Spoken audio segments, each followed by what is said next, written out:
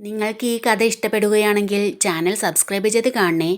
Like ചെയ്യാനും മറക്കരുത്. ദീപ കിടന്നുറക്കം വരാതെ തിരിഞ്ഞും മറിഞ്ഞും കിടന്നു. അവളുടെ ഉള്ളിൽ നിന്ന് ആ രംഗം മാഞ്ഞിട്ടില്ലായിരുന്നു. ദേവൻ വളരെ സ്നേഹത്തോടെ ഗൗരിയുടെ കവളിലൂടെ ഒഴുകിവരുന്ന കണ്ണുനീർ തുടച്ചു മാറ്റുന്നത് ദീപയുടെ ഉള്ളിൽ തെളിഞ്ഞു വന്നു. അവൾ ബെഡിൽ എഴുന്നേറ്റിരുന്നു. എന്തൊക്കെയാ നടക്കുന്നത്? ദേവൻ വഴക്ക് പറഞ്ഞ് ഗൗരി കരഞ്ഞെങ്കിൽ തന്നെ ഇത്ര സ്നേഹത്തോടെ ദേവൻ കണ്ണീർ തുടച്ചു കൊടുക്കുന്നത് എന്തുകൊണ്ടാ? ഒരെതിർപ്പും കൂടാതെ ഗൗരി അനുസരണയോടെ അവൻ്റെ അരികിൽ നിന്നത് എന്തുകൊണ്ടാ? ഈയിടെയായി ദേവനിൽ മാറ്റമുണ്ടെന്നത് ശരി തന്നെയാ. എങ്കിലും ഒരു പെണ്ണിനോട് ഇത്രയും അടുത്ത്? രവി, അവൻ ഒന്നും മനസ്സിലാകുന്നില്ല. ദേവൻ എന്തുകൊണ്ടാ +2 മാത്രം യോഗ്യതയുള്ള ഗൗരിയെ അസിസ്റ്റന്റ് മാനേജരാക്കിയത്? ബിസിനസ് കാര്യങ്ങളിൽ ദേവൻ ഇത്രയും കെയർലെസ്സായി പ്രവർത്തിക്കാറില്ല. ദീപ തിരിഞ്ഞ് ശാന്തമായി ഉറങ്ങുന്ന മക്കളെ നോക്കി. ഒന്ന് പുഞ്ചിരിച്ചുകൊണ്ട് അവരുടെ മുടിയിഴകളിൽ തലോടിയതിനു ശേഷം അവൾ കിടന്നു. ഈ സമയം മറ്റൊരിടത്ത് ഭരതനും മകനും തമ്മിൽ സംസാരിക്കുന്നു. ആ ഏരിയയിലുള്ള ഒരുവിധം വീടുകളിലെല്ലാം ഞാൻ കയറി ചോദിച്ചു. അവരാരും തന്നെ ഇവരെ കണ്ടിട്ടില്ല. ഭരതൻ്റെ മകൻ ഇന്ദ്രജിത്ത് പറഞ്ഞു.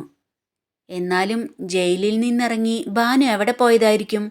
ഭരതൻ്റെ ഭാര്യ മീനാക്ഷി പറഞ്ഞു. എവിടെ പോയതായാലും അവളെ കണ്ടെത്തണം. അമ്മയും മകനും എല്ലാം പറഞ്ഞു തീർത്ത് ഒന്നിച്ച ഇത്രയും കാലം അടക്കി ഭരിച്ചിരുന്ന ഈ സാമ്രാജ്യം മുഴുവൻ സാഷ്ടാംഗം അവൻ്റെ കാലിൻ ചുവട്ടിൽ വെച്ച് അടിയറവ് പറയേണ്ടി വരും.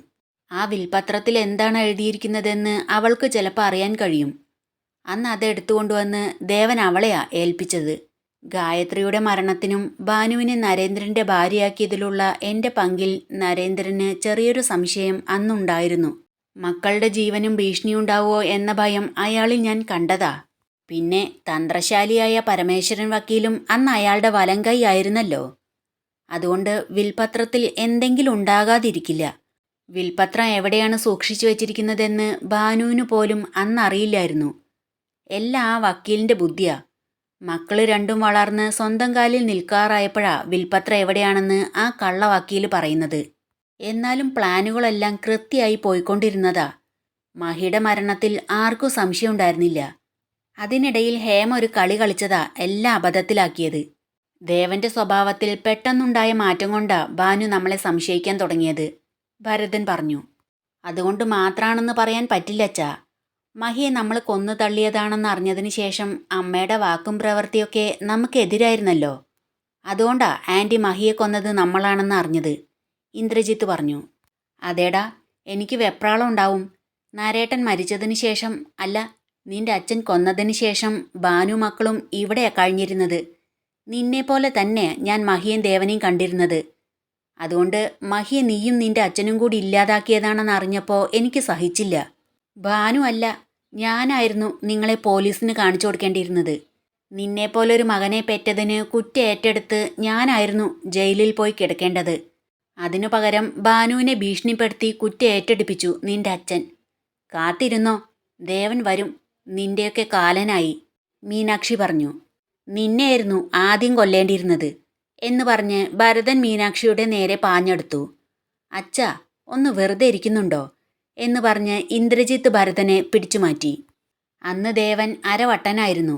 അതുകൊണ്ടാ ഭാനു ഭീഷണിക്ക് വഴങ്ങിയത്. എന്നാൽ ഇന്ന് അവനൊരു കുഴപ്പമില്ല. ദേവനും ഭാനുവും ഒന്നായ നമ്മൾ പേടിക്കണം, ഭരതൻ പറഞ്ഞു. എല്ലാറ്റിനും ഹേമയെ പറഞ്ഞാൽ മതിയല്ലോ. ഹേമ അവൻ്റെ കൂടെ സ്വരലയത്തിൽ നിന്നിരുന്നെങ്കിൽ അവനിപ്പോൾ മുഴുഭ്രാന്തനാവുമായിരുന്നു. നരേന്ദ്രൻ്റെ സ്വത്ത് മുഴുവൻ നമ്മളുടെ കൈവശം വന്ന് ചേരുമായിരുന്നു. എങ്കിൽ പേടിക്കാതെ ജീവിക്കായിരുന്നു. അതിനു പകരം ഭ്രാന്തനെ നോക്കാൻ ഒരുത്തനെ കണ്ടുപിടിച്ചു കൊണ്ടുവന്ന് അവൾ അവളുടെ കാമുകൻ്റെ കൂടെ പോയിരിക്കുന്നു. എന്നിട്ടിപ്പോൾ എന്തുണ്ടായി? ഇപ്പം കാമുകനുമില്ല, ഭർത്താവുമില്ല, ഇന്ദ്രജിത്ത് പറഞ്ഞു. അവൻ കുറച്ച് വിവരമുള്ളവനായതുകൊണ്ട് കൊടുക്കുന്ന മരുന്നുകൾ എന്തിനുള്ളതാണെന്ന് കണ്ടെത്തി. അതോടെ തീർന്നുവെല്ലാം. നമ്മൾ കൊടുക്കുന്ന ശമ്പളം വെച്ച് അവൻ ആ ഭ്രാന്തനെ ചികിത്സിക്കാൻ നിൽക്കുമെന്ന് നമ്മൾ അറിഞ്ഞില്ലല്ലോ, ഭരതൻ പറഞ്ഞു. അതുകൊണ്ട് തന്നെ രാജകുമാരൻ്റെ വിശ്വസ്തനായ മന്ത്രികുമാരനായിട്ടല്ലേ അവനവിടെ കഴിയുന്നത്. അത്ര നല്ലവനാ ദേവൻ. ദൈവം അവനെ അങ്ങനെയൊന്നും കൈവിടില്ല. അതുപോലെ നിങ്ങളും കൂടെ നിന്നിരുന്നെങ്കിൽ ഇതുപോലെ പേടിച്ച് ജീവിക്കേണ്ട ആവശ്യമില്ലായിരുന്നു. സുഖമായി കഴിയാനുള്ളത് ഭാനു തരുമായിരുന്നു, മീനാക്ഷി പറഞ്ഞു. ഭാനു തരുന്ന പിച്ചക്കാശ് കൈനീട്ടി വാങ്ങാനല്ലടി ഇത്രയും റിസ്ക് എടുത്ത് ഓരോന്ന് പ്ലാൻ ചെയ്ത് നടപ്പിലാക്കിയത്. നരേന്ദ്രൻ്റെ സാമ്രാജ്യം മുഴുവൻ കൈപ്പിടിയിൽ ഒതുക്കാൻ വേണ്ടി തന്നെയായിരുന്നു അവളെ നരേന്ദ്രൻ്റെ ഭാര്യയാക്കിയത്, ഭരതൻ മീനാക്ഷിയോട് പറഞ്ഞു. എന്നിട്ട് ഇന്ദ്രജിത്തിനോട് പറഞ്ഞു, ഇന്ദ്ര, അവളെ കണ്ടെത്തണം. ഭാനുവുമായി ദേവൻ ഒരിക്കലും ഒന്നിക്കാൻ പാടില്ല. നമ്മുടെ നിലനിൽപ്പിന് അത് അത്ര നല്ലതല്ല. പിടി വീഴാതിരിക്കില്ലച്ചാ. എന്നെങ്കിലും ഒരിക്കൽ അവർ നമ്മുടെ കൈപ്പിടിയിലെത്തും. മഹിയെ കൊന്നത് ആൻറ്റിയാണെന്ന് ദേവൻ വിശ്വസിക്കുന്നിടത്തോളം കാലം ആൻറ്റിയെ ദേവൻ അടുപ്പിക്കില്ല. അതുകൊണ്ട് അവർ മഹേന്ദ്രത്തിലുണ്ടാവാൻ വഴിയില്ല.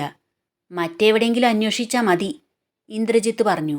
മക്കൾക്ക് നല്ല വഴി ഉപദേശിക്കേണ്ട അച്ഛൻ തന്നെയാ കൊല്ലാനും പിടിച്ചുപറിക്കാനും പറഞ്ഞു കൊടുക്കുന്നത്. ഇത് തന്നെയായിരിക്കും ഇവൻ ഇവൻ്റെ പെങ്ങളോടും ചെയ്യാൻ പോകുന്നത് എന്ന് പറഞ്ഞ് മീനാക്ഷി അവിടുന്ന് പോയി. അടുത്തത് ഞാൻ കൊല്ലാൻ പോകുന്നത് നിന്റെ അമ്മയായിരിക്കും, ഭരതൻ പറഞ്ഞു. വിടച്ച, ഇപ്പം നമ്മൾ അതിനെക്കുറിച്ചല്ല ചിന്തിക്കേണ്ടത്, ആൻറ്റിയെയും ദേവനെയും കുറിച്ചാ. അവർ അവരുടെ ചർച്ച തുടർന്നുകൊണ്ടേയിരുന്നു. പിറ്റേന്ന് രാവിലെ നേരത്തെ ഉണർന്ന് ഗൗരി ഒരുവിധം പണികളെല്ലാം തീർത്ത ശേഷം അമ്പലത്തിൽ പോകാനായി റെഡിയായി വന്നു. കസവ് സാരിയിൽ അവളെ കാണാൻ വളരെ മനോഹരമായിട്ടുണ്ടായിരുന്നു. രാമേട്ടനോട് പറഞ്ഞതിന് ശേഷം അവൾ അവിടെ നിന്നിറങ്ങി. അവളുടെ വീടിനടുത്തുള്ള മഹാദേവ ക്ഷേത്രത്തിലേക്കാണ് അവൾ പോയത്. ക്ഷേത്രത്തിനു മുന്നിൽ കൈകൾ കൂപ്പി കണ്ണുകളടച്ച് അവൾ പ്രാർത്ഥിച്ചു. മഹാദേവ, വലിയൊരു പ്രതിസന്ധിയിലാ ഞാൻ പെട്ടിരിക്കുന്നത്. മനുവേട്ടൻ എൻ്റെ ഭർത്താവാണ്. വിധി ഞങ്ങളെ വേർപിരിച്ചെങ്കിലും കാലം കൂട്ടിച്ചേർക്കുന്നത് വരെ കാത്തിരിക്കുമെന്ന് പറഞ്ഞാ ഞങ്ങൾ പിരിഞ്ഞത്. മഹാദേവ, ഈ സങ്കീർണമായ അവസ്ഥയിൽ നിന്ന് എനിക്കൊരു വഴി കാട്ടിത്തരണേ. എൻ്റെ പ്രണയത്തെ ഞാൻ ആർക്ക് നൽകണം? കാലം നിശ്ചയിച്ച മനുവേട്ടനോ, അതോ വിധി എനിക്ക് മുന്നിൽ എത്തിച്ച ഇദ്ദേഹത്തിനോ? എൻ്റെ മനസ്സിൻ്റെ ഭാരം ഒന്ന് കുറച്ചു തരണേ മഹാദേവ. ഇപ്പോഴെൻ്റെ കഴുത്തിൽ താലി കെട്ടിയിരിക്കുന്ന ആൾ എൻ്റെ സമ്മതമില്ലാതെ ഫലമായാണ് അദ്ദേഹം എൻ്റെ കഴുത്തിൽ താലി കെട്ടിയത്. പക്ഷേ അദ്ദേഹം ഇപ്പം എന്നെ സ്നേഹിക്കുന്നുണ്ട്.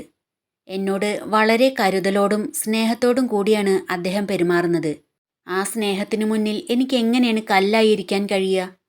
പക്ഷേ എൻ്റെ മനസ്സിൽ മനുവേട്ടൻ മാത്രമാണ്. മനുവേട്ടനെ വഞ്ചിച്ചുകൊണ്ട് മറ്റൊരു ജീവിതം എനിക്ക് സങ്കല്പിക്കാൻ പോലും ആവില്ല. ഈ പ്രതിസന്ധിയിൽ എനിക്കൊരു തീരുമാനം എടുക്കാൻ കഴിയുന്നില്ല. അദ്ദേഹത്തോട് എങ്ങനെ ഞാൻ എൻ്റെ മനസ്സ് വെളിപ്പെടുത്തും? എന്നാൽ ചെയ്യാതിരിക്കുന്നതും തെറ്റല്ലേ? ഒരുപാട് പ്രതീക്ഷകൾ നൽകി പെട്ടെന്നൊരു ദിവസം മനുവേട്ടൻ എന്നെ തേടി വന്നാൽ? മഹാദേവ, അദ്ദേഹം നല്ലൊരാളാ. അദ്ദേഹത്തെ മനസ്സിലാക്കാനും സ്നേഹിക്കാനും കഴിയുന്ന നല്ലൊരു പെൺകുട്ടിയെ അദ്ദേഹത്തിന് കാണിച്ചു കൊടുക്കണേ. അദ്ദേഹം എന്നും സന്തോഷത്തോടെ ജീവിക്കണം. എൻ്റെ സന്തോഷം തല്ലിക്കെടുത്തിയിരുന്നത് പോലെ അദ്ദേഹത്തെ സങ്കടപ്പെടുത്തരുതേ മഹാദേവ. പ്രാർത്ഥനയോടെ അവൾ കണ്ണുകൾ തുറന്നു. ക്ഷേത്രനടയിലെ ദീപം അവളുടെ മുഖത്ത് ഒരു നിമിഷം പ്രകാശിച്ചു. മനസ്സിൽ ഉത്തരം കിട്ടാത്ത ചോദ്യങ്ങൾ ബാക്കി വെച്ച് അവൾ ക്ഷേത്രമുറ്റത്ത് കൂടി നടന്നു. ഗൗരി എന്ന വിളി കേട്ടതും അവൾ അവിടെ നിന്ന് തിരിഞ്ഞു നോക്കി. പുറകിൽ രാജീവും കുടുംബവും. സുമിത്ര സന്തോഷത്തോടെ അവളുടെ അടുത്തേക്ക് നടന്നു വന്ന് അവളുടെ കവിളിൽ തലോടിക്കൊണ്ട് ചോദിച്ചു, നിന്റെ കല്യാണം കഴിഞ്ഞോ? എന്നിട്ട് പരിഭവം പോലെ രാജീവിനോട് ചോദിച്ചു, നീ എന്നോടൊന്നും പറഞ്ഞില്ലല്ലോ. അത് പെട്ടെന്നായിരുന്നമ്മേ, അതുകൊണ്ടാ, രാജീവ് മറുപടി പറഞ്ഞു. ചേച്ചി, ഈ വേഷത്തിൽ ചേച്ചി കൂടുതൽ സുന്ദരിയായിട്ടുണ്ട്, രേണു പറഞ്ഞപ്പോൾ ഗൗരി അവളുടെ മുഖത്ത് നോക്കി ഒന്ന് ചിരിച്ചു. മോൾക്ക് സുഖാണോ? ശേഖരൻ നായർ ചോദിച്ചു.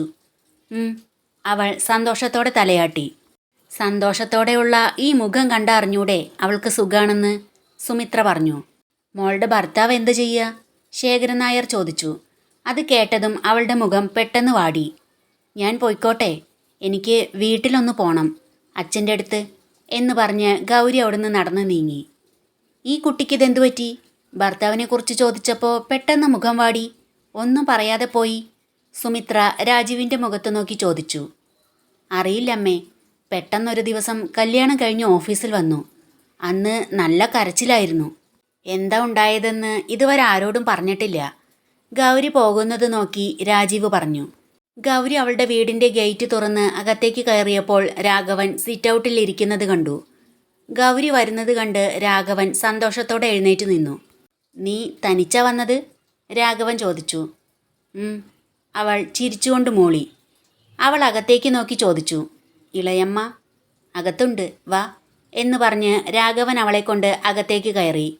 ദീപ്തി അവളെ കണ്ടതും ചേച്ചി എന്ന് വിളിച്ചുകൊണ്ട് അവളുടെ അടുത്തേക്ക് ഓടി വന്നു. സന്തോഷത്തോടെ ഗൗരി ദീപ്തിയെ കെട്ടിപ്പിടിച്ച് കയ്യിലുണ്ടായിരുന്ന പലഹാരപ്പൊതി അവളെ ഏൽപ്പിച്ചു. ഓ, എത്തിയോ? ഒറ്റയ്ക്കേ ഉള്ളോടി, അവൻ നിന്നെ ഉപേക്ഷിച്ചോ എന്ന് ചോദിച്ച് പങ്കജം അവിടേക്ക് വന്നു. അങ്ങനെ ഉപേക്ഷിക്കാനല്ല അദ്ദേഹം എന്നെ കൊണ്ടുപോയത്, ഗൗരി മറുപടി നൽകി. അവൻ നിന്നെ കൊല്ലാൻ കഴുത്തിൽ കയറ് കെട്ടുന്നത് പോലെ ആയിരുന്നല്ലോ താലി കെട്ടുന്നേരം നീ കാട്ടിക്കൂട്ടിയിരുന്നത്. പിന്നെ എങ്ങനെയാ അവൻ്റെ കൂടെ നീ കഴിയുന്നത്? പങ്കജം ചോദിച്ചു.